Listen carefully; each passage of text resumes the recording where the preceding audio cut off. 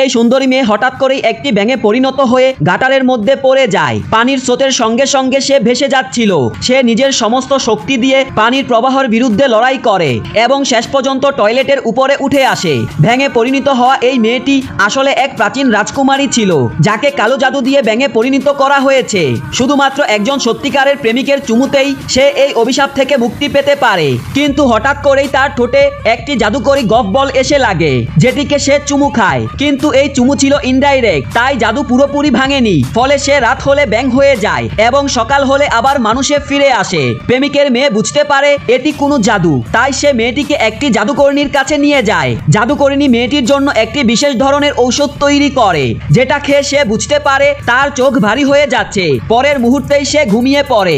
জাদুকরণী তখন তার ভালোবাসার অতীত একটি দৃশ্যে দেখতে পায়, যেখানে একটি কালো জাদুকর এসে তাকে ব্যাঙে পরিণত করেছে।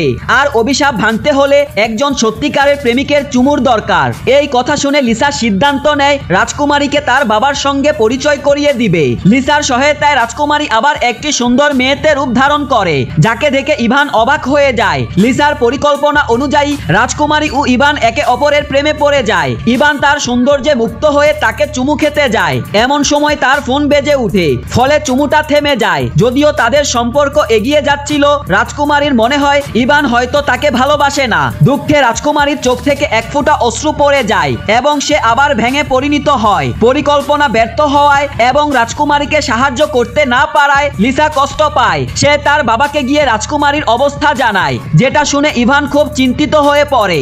এই সময় রাজকুমারীর পুকুরের এক সঙ্গী জানায় অন্ধকারের জাদুকর রাজকুমারীকে ধরে নিয়ে গেছে। লিসা তার বাবাকে জানায় যে অন্ধকারের রাজকুমারী এক মানুষের ঘরে লুকিয়ে আছে। দুজনে তাকে খুঁজতে বের হয়, কিন্তু জাদুকর তাদের দুজনকেই জাদু দিয়ে পিঞ্জিরায় বন্দী করে ফেলে। রাজকুমারী তাদেরকে সাহায্য করতে চায়, কিন্তু জাদুকর রাজকুমারীকে আটকে দেয় এবং আবার খাঁচায় বন্দী করে ফেলে। জাদুকর রাজকুমারীকে বলে সে যদি তার সঙ্গে বিয়ে না করে তাহলে সে বাবা মেয়েকে পাথর বানিয়ে দিবে। বাধ্য হয়ে রাজকুমারী বিয়েতে রাজি হয়।